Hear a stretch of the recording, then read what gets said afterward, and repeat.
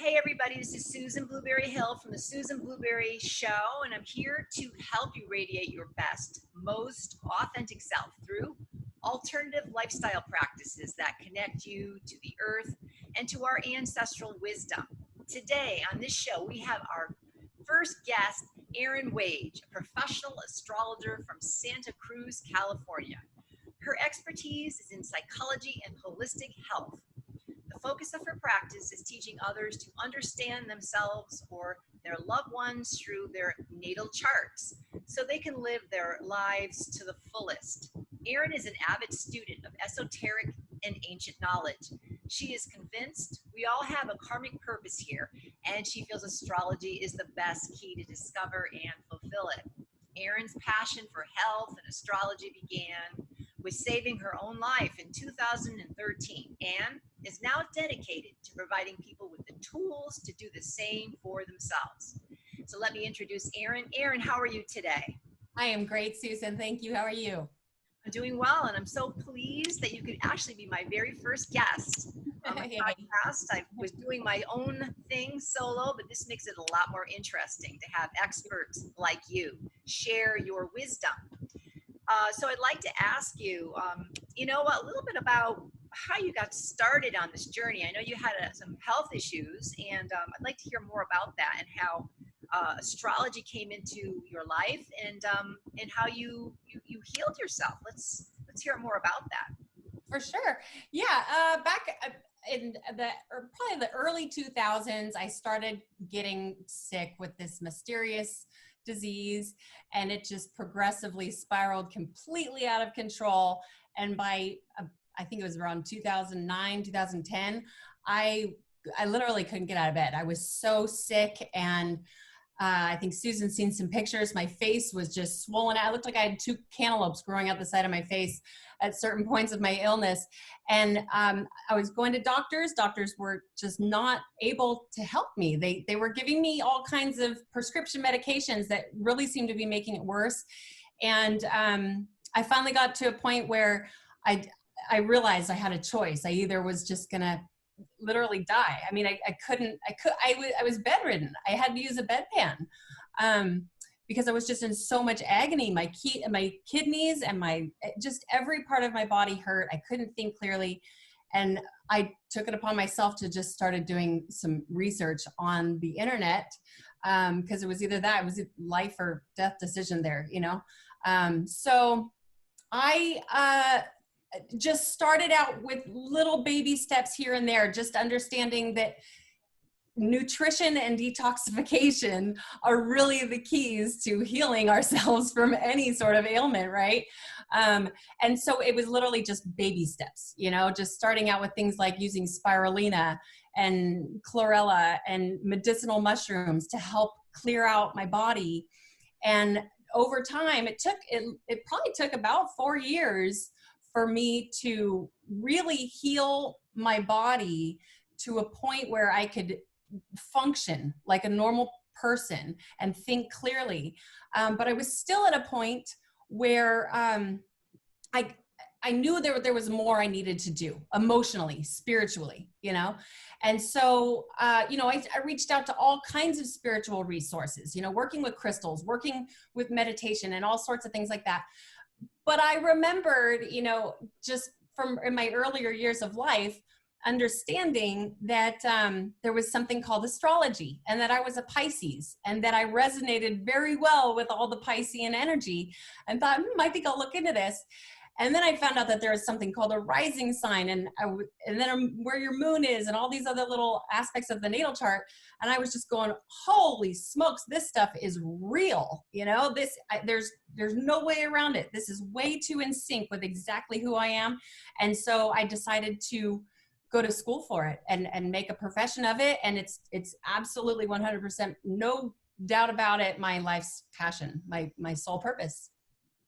Amazing. Well, I want to tell the listeners and the viewers that I actually had a professional astrology session with you. You did my natal chart. And you want to explain a little bit about what a natal chart is for maybe people that don't know what that is? Yes, for sure. I love that. That's one of my favorite things, just going back to the basics here. So Susan, would you like me to share my screen? Absolutely, if you'd like to. Okay, so right now, I'm going to actually pull up a natal chart. I'll pull up my own natal chart to share with your listeners.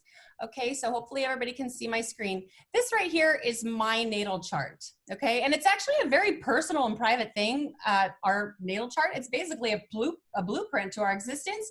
But from my own experience, I've found that if we could all understand our unique differences, and if we all just knew a little bit about astrology and understood a little bit about each other's natal charts, about our blueprints, we can understand each other better. And that's why I have no problem sharing my own. I mean, this is the most private information anybody could ever share, but I just do it because I feel like it's good for people to learn. So anyway, this is called a natal chart right here, also referred to as a birth chart.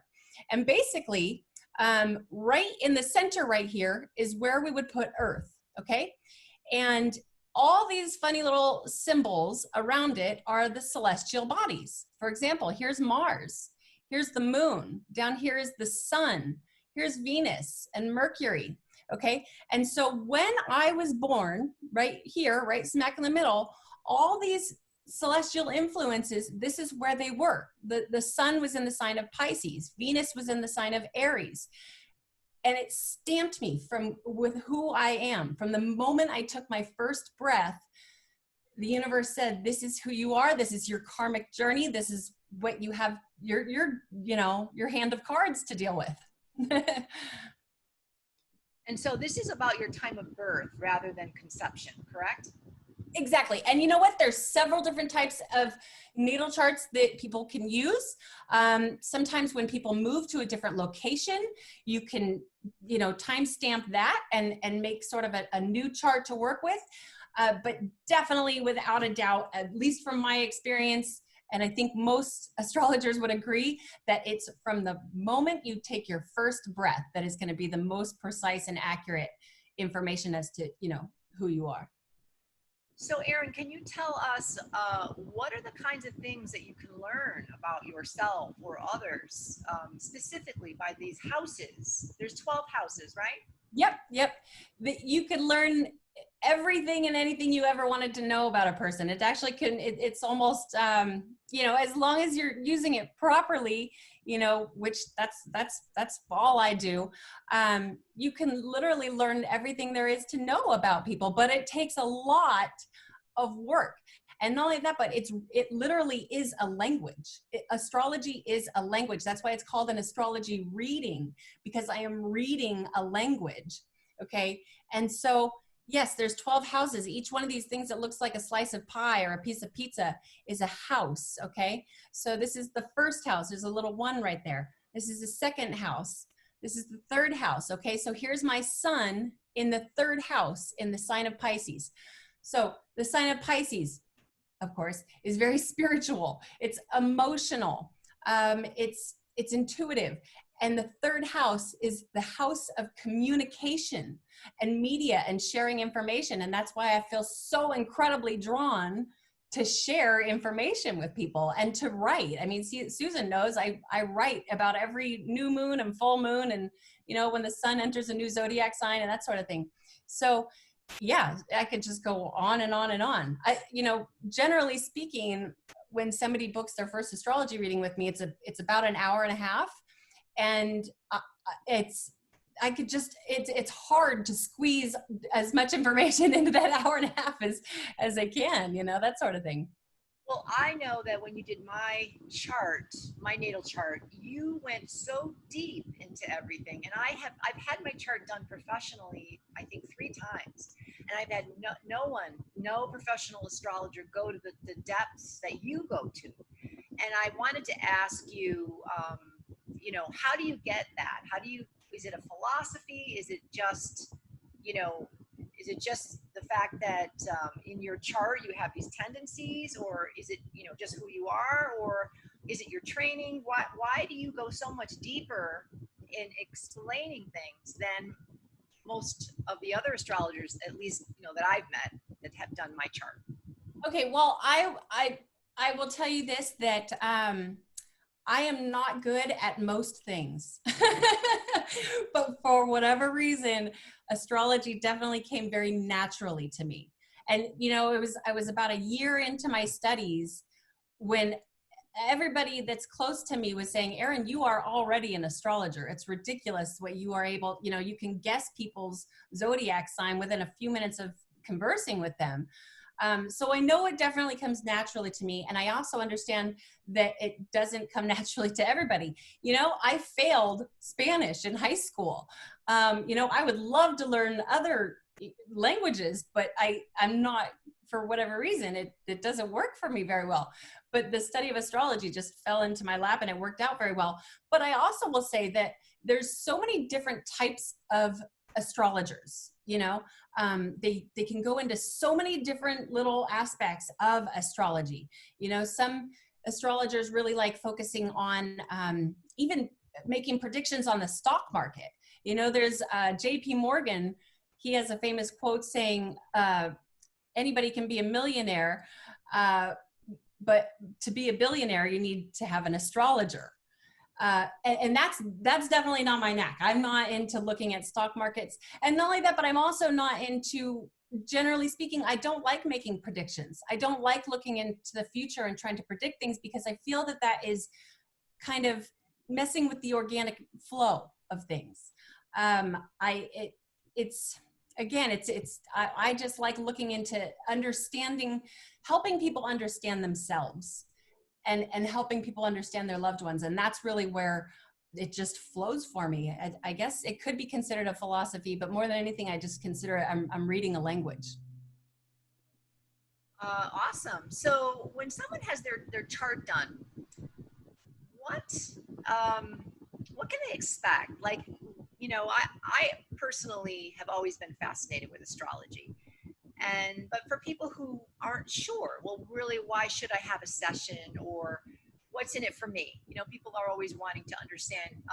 You're mentioning getting to understand yourself better. So I'm supposing that maybe if you're uncertain about a career choice, or is this person good for me? Right. Are we compatible? That type of thing.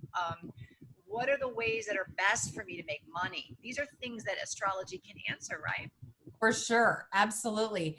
Yeah. That's again, if you're a person that's looking to, predict the future, I might not be your astrologer. If you're a person that's, trying to, well, basically what I'm getting at here is that what you can gain from an astrology reading with myself is, again, like understanding who you are on a level of, fulfilling your highest soul purpose.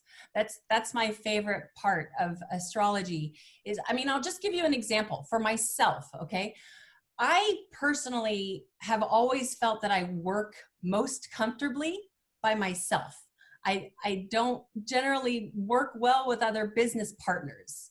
Okay. And if I didn't know astrology, if I didn't know my natal chart, I would just continue on in life, just working by myself and not wanting to work with other people, as a business associates.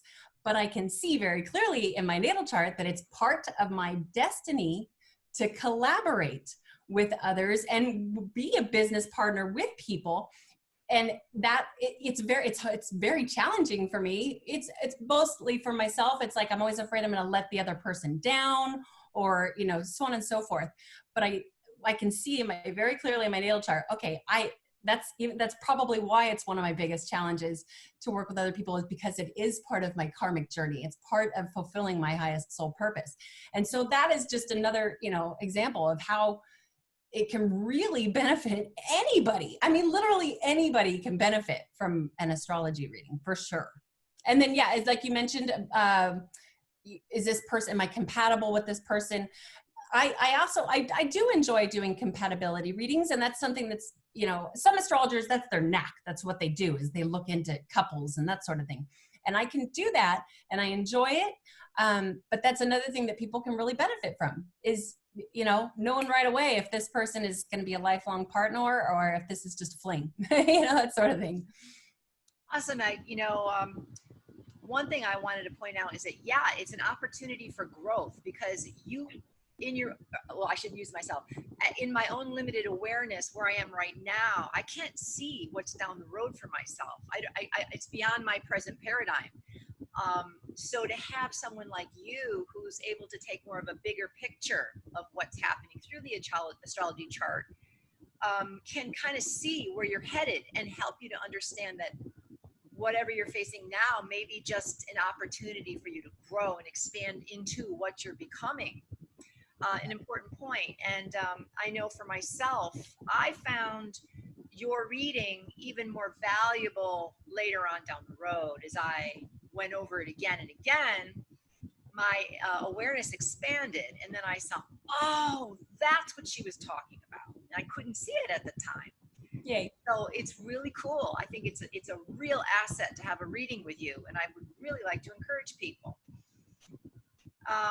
Okay, so now I'm recognizing that I'm noticing more and more about your work. It's not just the chart, but it's really more of your brand, that you're bringing forth this ancestral wisdom, the wisdom of the stars, the wisdom of the earth, and you're utilizing gemstones in, rocks or whatever you want to call it.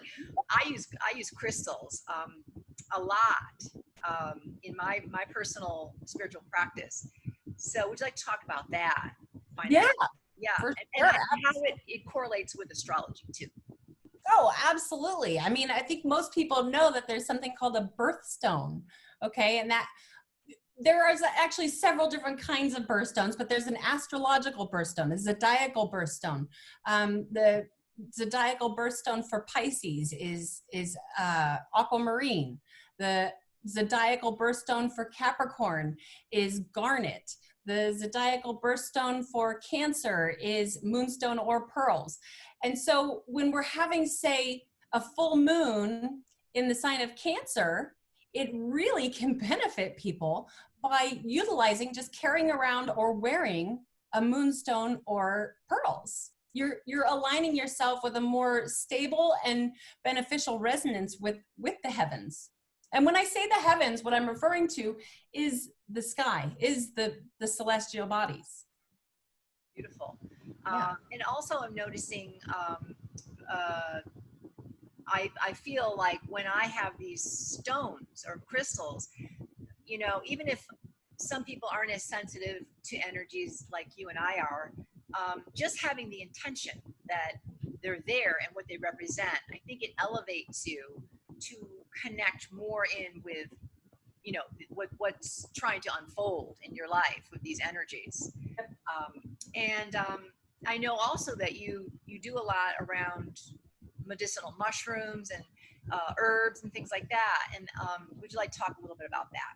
For sure. Yeah, that it all goes back to, you mentioned something about ancient wisdom. It all goes back to that. The ancients knew. They knew to work with the heavens and earth.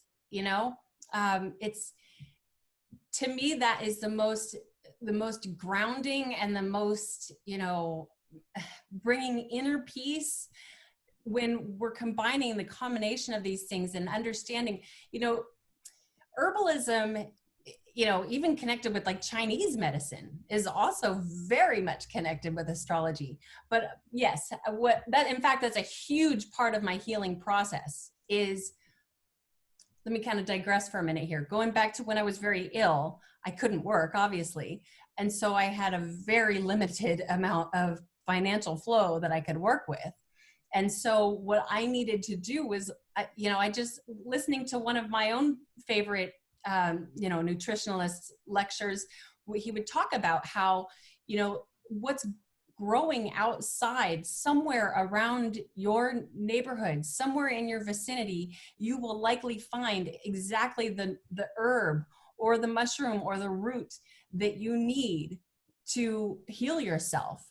And so that's what I did. And I started learning about, in fact, Paul Stamets, I read a couple of his books, and he's the medicinal mushroom guy. And that's where I started to figure out, okay, I live basically in a forest. I live in Santa Cruz, California. And so I started going out and looking for, even the easiest one is turkey tails. They look exactly like a turkey tail. And I learned you just pick them off the tree. They usually grow on a tree, you know, that has fallen down, a tree that's already dead. And you pick them off the tree, you put them on a windowsill upside down so they dry in the sun for a couple weeks. And then you make a tea with them. And it's one of the best medicines in the world. It's so good for your immune system. Even, you know, I was just up north. I was telling Susan that I was just up near the Shasta area in California. And I got a couple things right here. This is right here. This is mullein. Have you ever heard of mullein? Yes. This stuff is amazing. And it's just growing everywhere. And actually, the natives used to use mullein as like a diaper for babies because it's so soft. They would use it as toilet paper. Or if somebody had some sort of a rash or something like that, they would just put it on that rash to help heal it.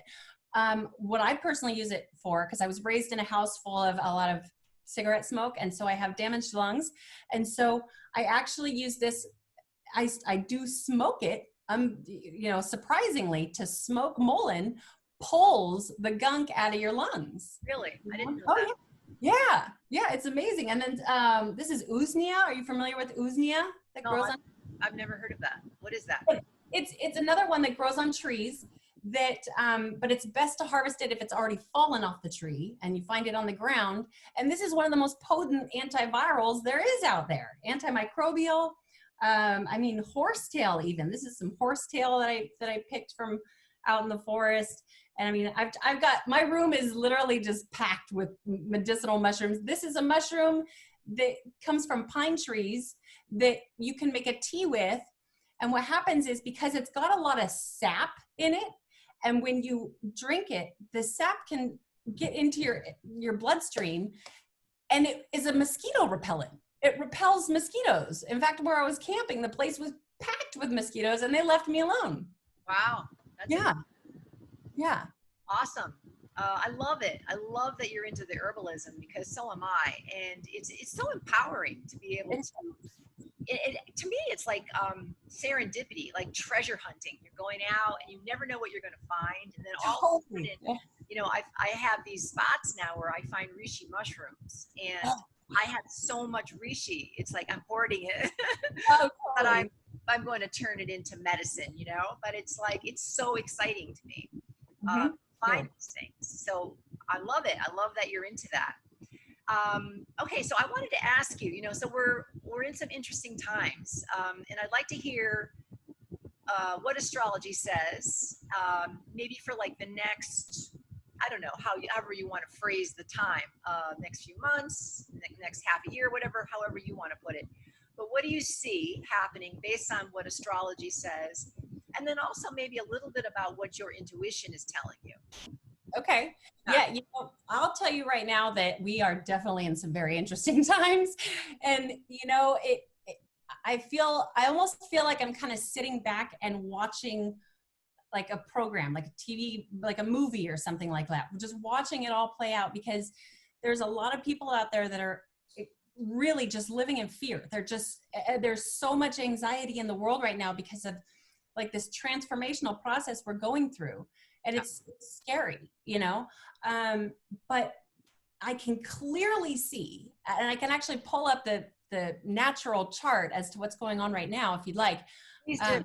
Okay. So, yeah, it's very, very clear to me that, oh shoot, hold on one second. I gotta open this. All right, don't worry. It's very, very clear to me that everything is in perfect alignment with where it's supposed to be. Beautiful. I mean, it literally, it's just, it is beautiful. It really is. It can be unnerving at times, but that's what's been so helpful to me, is understanding that this is all happening the way it's supposed to be. Okay, so let's just start by talking about this energy right here. Can you see my screen, Susan? Yes. This right here is really, this is a hard transit that we are experiencing. And what it is this is Jupiter, this is Pluto, and this is Saturn. And they are all in the sign of Capricorn. They're all right next to each other in the sign of Capricorn, and that's called a conjunction. That means the energies are blending together and sort of working as one. Okay, so back in March, I think it was like March 19th or something, when all of a sudden it was like everything shut down. All businesses were closed down. Everybody had to wear a mask. Nobody could go out. You know, it was like stay home, stay safe, all that sorts of thing, was exactly when these guys all joined together in the sign of Capricorn. Okay, the sign of Capricorn is, it's very serious. It's very strict. It's about authority and being the boss. This is very much giving, you know, the powers that be, it's giving them sort of an advantage. Okay. And that's the Capricorn energy. It's very authoritarian. It's very government. It's extremely associated with government. Okay. So again, this is Jupiter right here. And Jupiter is considered one of the most beneficial energies we can receive from up there. Jupiter is associated with Zeus, okay? Wisdom, philosophy, expansion. It's a really great energy. Now, this right here on the other side is Saturn, okay? Saturn is actually the ruler of Capricorn. Saturn is what creates limitations, restrictions, time. It's a very, again, like strict and stern energy. No fun and games with Saturn. And Saturn is associated with Kronos, okay? In Greek mythology, Kronos is the one that ate his babies. It was not a very fun character to be around, okay? And then Pluto, right here, Pluto is the ruler of transformational processes, death and rebirth, not just death, but death and rebirth. Okay. And it's again, a very tough and serious energy that is actually associated with Hades, the Greek mythology, Hades, or character Hades, who is the ruler of the underworld and dark forces. Okay. Now, in Greek mythology, Kronos, Saturn, he was eating his children. Hades was actually one of his children that he consumed. Okay, so obviously there's some real bad blood going on here. And then Kronos also tried to eat Zeus. He was tricked into eating a stone. And I understand most people are not going to have any sort of faith in Greek mythology, but it's the association with it. It's actually called astrotheology, and it can really help people understand the symbolism behind each celestial body. So anyway, Kronos tried to eat Zeus and was tricked. So now there's this really, really tricky energy going on. It's basically a bunch of very masculine, angry energy that, except for Zeus, again, Jupiter is very beneficial, but Jupiter expands energies and makes them more powerful, makes them bigger. Okay. So we've got this like family masculine drama that is, giving us this, it's really giving the government, the powers that be, an advantage, but it's gonna tumble. Again, Pluto, death and rebirth. I mean, honestly, I definitely foresee, at least within the next 40 years, there's no way that our government is going to be the kind of system that it is today. This is going to tear our government apart. It's also what's going to happen next is these things are slowly but surely going to move into the sign of Aquarius. Aquarius is the sign of humanity. It's the water bearer that pours the water out, and water always finds its level. It's distributed evenly across humanity. Okay, so these things are going to move into the sign of humanity, probably do some destruction to humanity. However, in the end, when Pluto is done going through Aquarius, we will have gone through this extreme transformational process, death and rebirth again, and come out in the end with empowerment to humanity. And I foresee that happening. Again, I try not to make predictions because I don't like messing with the organic flow of things, but I think that this is pretty apparent, that humanity is going through a death and rebirth process over these next 24 years. Okay. Is there any sunshine in this chart anywhere? Oh, for sure. There is light at the end of the tunnel. Absolutely. It's the reason that I am putting so much emphasis on this is because I want people to understand that really what we've got to do to get through this process is take care of ourselves, take responsibility of our own health, okay, stay grounded. And it really helps to understand a little bit about astrology and understand your natal chart. Some people are more sensitive than others. Some people are more grounded than others. Some people are more intellectual than others. And where you shine can really like help benefit how you get through this process. So we can all get through it. We can all get through it, but it's imperative that we take care of ourselves through this process. And those of us who are, I truly feel that it's going to be extremely empowering to us in the end of this. Okay. And yeah, is there, you know, there's all kinds of good things going on all the time. And I love to focus on them. Here's Neptune in the sign of Pisces. Okay. Neptune rules Pisces. Again, Pisces is a very spiritual energy. It's very intuitive. Okay. We are having an extreme, like, spiritual awakening, you know, spirituality. It's almost like this new age thing is, you know, developing from, you know, out of nowhere, which I'm not super game to the new age stuff, but at least people were having some sort of a connection with spirit again. That has a lot to do with Neptune and Pisces. Okay. And then we go over to Uranus in Taurus over here. This is interesting. Uranus brings abrupt changes, things that were unexpected. Okay. And Taurus is basically considered the earth of the earth signs. Okay. And Uranus brings technology, again, like abrupt changes, things that we just weren't expecting. And we can see what's going on with the technology on earth right now. Personally, I feel like this has a huge part in what's going on with this whole possibility of 5G being rolled out.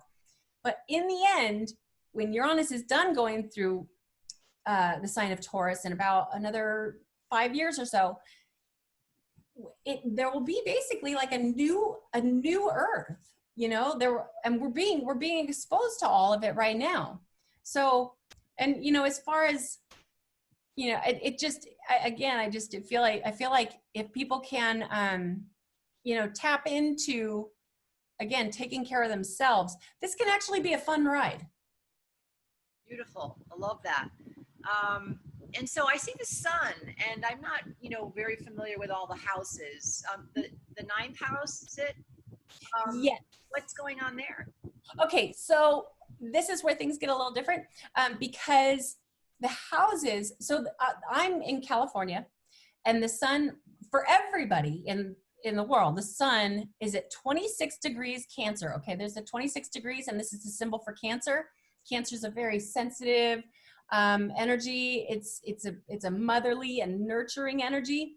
And in the ninth house, the house of higher learning and advanced knowledge. However, the sun is not in the ninth house in other parts of the world. Like even say in New York or something like that, the sun might be at 26 degrees Cancer for sure, but maybe in the sixth house. I see. Okay. Yeah. All right. And then if we look at in the center of this chart, there's all these squares. Uh-huh. Is that conflict or? Yeah, well, squares definitely generally represent challenges and conflict. However, these squares that you're seeing, most of them, not all of them, but most of them, they're always going to be there. And that is because, okay, this right here is called the cusp of the first house, also known as the ascendant. This right here is the cusp of the 10th house, also known as the midheaven. This is the cusp of the 7th house, also known as the descendant. And this right here is the cusp of the 4th house, okay? These things are always going to be this far apart from each other. And so they're always going to square each other, okay? So that's why you see a lot of squares. And for me right now in California, here's the sun. The sun just happens to be opposing the ascendant. This is a very minor aspect that would influence people, you know, in my area very lightly. And again, it would very much depend on their own specific natal chart. But basically what this would mean is that there's a subtle energy that might make it tough for our real personality to shine through. Okay. Well, I think this has been fantastic. So I want to ask you, are you able to give us any insights what will happen for maybe the next few months? Uh-huh. Yeah. Maybe to September or something like that? Yeah, I could definitely go over some tendencies and probabilities. Okay. So back to these energies right here, Jupiter, Pluto, and Saturn. As I talked about, this is what's really creating a lot of tension and chaos in the world. They're also, I don't know if I mentioned this when I was talking about, they are also in retrograde. Okay. This tiny little things right here that say RX, that's the symbol for retrograde. Furthermore, Neptune is also in retrograde. Chiron, which is the wounded healer, is also in retrograde. Okay, these little guys right here are called the North and South Node, or also known as Rahu and Ketu, which rule our destiny and also the energy that we need to move beyond. They're in retrograde, but they generally usually are in retrograde, so that's not really of concern. But as you can see, we've got a lot of stuff going on in retrograde, okay? So this is a time, retrograde, RE, the prefix, basically is telling us that we need to reevaluate things. We need to, and this is going to be going on basically, and they're not going to all stop retrograding at the same time or anything, but slowly throughout the year, basically until November, we've just got a lot of retrogrades going on. So a lot of people are having to reevaluate every aspect of their life. A lot of people are having to rethink the way they're going to rebuild their career or rebuild their business that, is just having issues because of what is going on in the world. So that's a major key player that's going on. I think it's very important for people to understand that it's a time to reevaluate what we want to do with our lives, really. Now, once these guys start moving forward again, I think there's going to be a lot more action. In fact, furthermore, Mars, this is Mars right here, is in Aries, okay? And Mars loves to be in Aries because it rules Aries. Mars is action, okay? It's a very masculine energy that wants us to get stuff done. And in the sign of Aries, it works with ease. So people are able to get stuff done. It's a little harder while things are in retrograde, but towards the end of the year when things start to move forward, I think that there's I really should talk about the Great Conjunction for a minute, which is happening on December 21st of this year. But towards the end of the year, I think people are going to, okay, now businesses are starting to open up or whatever it is, they can start to put things into action with a little more ease and grace. So yeah, could I have a minute to talk about the Great Conjunction? Absolutely. This is fascinating. A lot of people are familiar with the movie, The Dark Crystal. Have you heard of this movie? Yes. Okay, and there's the witch, I forget her name, but she's got the eyeball, the third eye. She talks about it in the movie, The Great Conjunction. It's a very well-known aspect. And it actually occurs every 20 years. But this time around, it's kind of a little extra profound, okay? What the Great Conjunction is when Jupiter, again right here, Jupiter and Saturn meet in the exact same spot. Like right now, Jupiter's at 21 degrees Capricorn and Saturn's at 28 degrees Capricorn. So they're 7 degrees away. But come December 21st of this year, Pluto will be a little further away from them, but Jupiter and Saturn meet at 0 degrees Aquarius. Okay, so again, remember, Saturn is Kronos, Jupiter is Zeus. Basically, Saturn tried to eat Zeus, his own child, okay, and was tricked. So there's very interesting energy there, and it's about kind of shifts. It's about awakenings. It's about, I got tricked. Like, wait, what's going on here? So when they meet together at 0 degrees Aquarius, again, Aquarius is the sign of humanitarianism.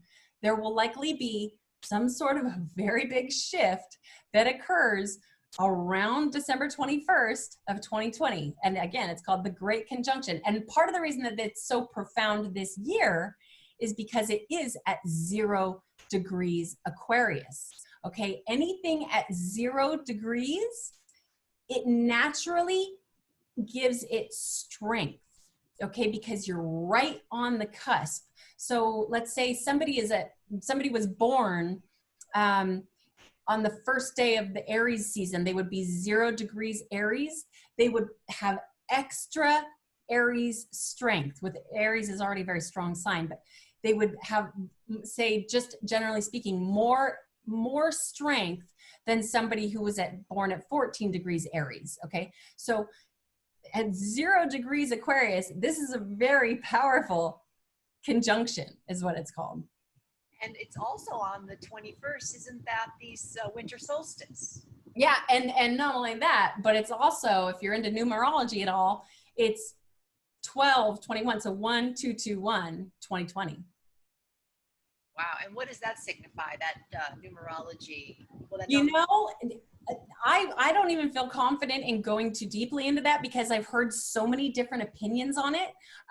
But for me, I think what stands out the most is it's connected with astrology, and it is about a shift. 1/2/2/1, 2020, a shift, a change. I don't know. I'm just thinking, do you know anything about writing computer code? Is it 1s and 2s or? Oh, 1s and 0s, 1s and 0s. It's not anymore. It used to be. Believe it or not, Susan, my minor in college, I majored in criminal justice law enforcement, believe it or not, but I got a minor in computer science.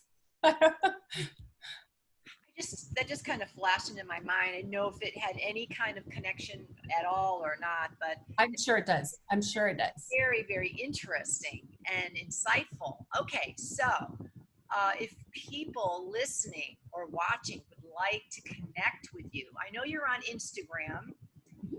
So how can they meet up with you on Instagram? What's your name there? Okay, so on Instagram, you can actually just type in Erin Waage. That's ErinWaage. But my screen name, or my handle, I think is what it's called, is imaginal_cell. And that's CELL, right? Correct. Yes. And actually, yeah, maybe if you'd like, I can go into what that means. Imaginal cell. Have you heard of what imaginal cell is? No, I haven't. Do you know who Bruce Lipton is? Yes. Okay, so he actually, I'm pretty sure anyway, he coined the term. The butterfly, the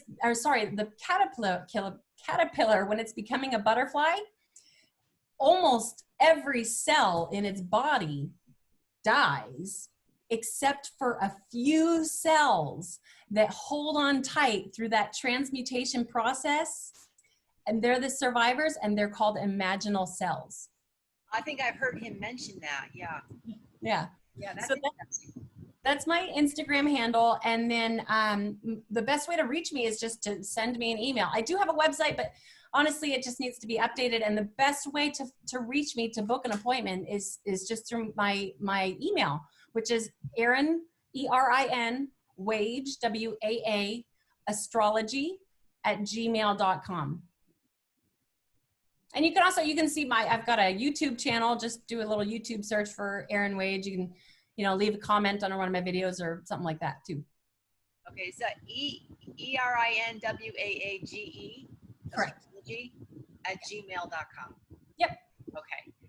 Wonderful. And so you do the natal chart readings, and you can do other types of readings as well, or? I really just focus on astrology. And, honestly, I do have some people reach out to me that is more specifically about, their healing process. Some people that seem to be experiencing the exact same symptoms that I did, with candida, overgrowth, and that sort of thing. And I like to help out in that direction, but definitely my knack is astrology readings. No, I meant, do you do any other types of astrology readings besides natal readings? No. Wasn't sure, Yeah. Okay. Yeah. Because I've had some readings by some astrologers where they were just like, what's happening now for the next 6 months? Oh, You know, sure. Yeah, yeah. yeah, yeah. But Yeah, and you know, you've already had your natal chart done, so you already know the basics, and you'd like to have like what you gave us today. I'd like to know what is going to happen for me, and okay. where I live, etc. So For sure. Okay. Yeah, you know what? One more thing before we go, I should mention that what I was just looking at, in fact, let me just pull it up one more time so that I make this clear. Okay. So this right here, this energy right here is manifesting for everybody on Earth. And depending on which house your natal chart has the sign of Capricorn in it, is where this energy is specifically going to be manifesting for you. Okay. And I can even show you an example if you'd like. I don't want to take up too much time, but I just want your listeners to understand. that's great. It's interesting. Okay. All right. So let me pull this up one more time and I will show you. Give me one second here. I just want people to understand because it's actually pretty powerful. And it gives people a little bit of a better understanding as to the way that astrology readings work. Okay, so, all right, now, this is my natal chart. This is what we were looking at earlier. And this is where the celestial bodies are in accordance to my own natal chart. Here's this Capricorn energy that we were just talking about, Jupiter, Pluto, and Saturn. They're manifesting in my first and my second house. So this major transformational process for me is manifesting through myself, which is the first house is the house of self. And the second house is the house of values, money, and possessions. So this is where that major energy is manifesting in my life. Okay, so let's say it's manifesting in your seventh house, which is the house of relationships. A lot of people are going through major transformational processes in their relationships. It's likely manifesting in your seventh house. Or maybe you're moving, you're having a whole new house, you're moving to a different location. Maybe it's manifesting through your house of home, which would be the fourth house. So, yeah.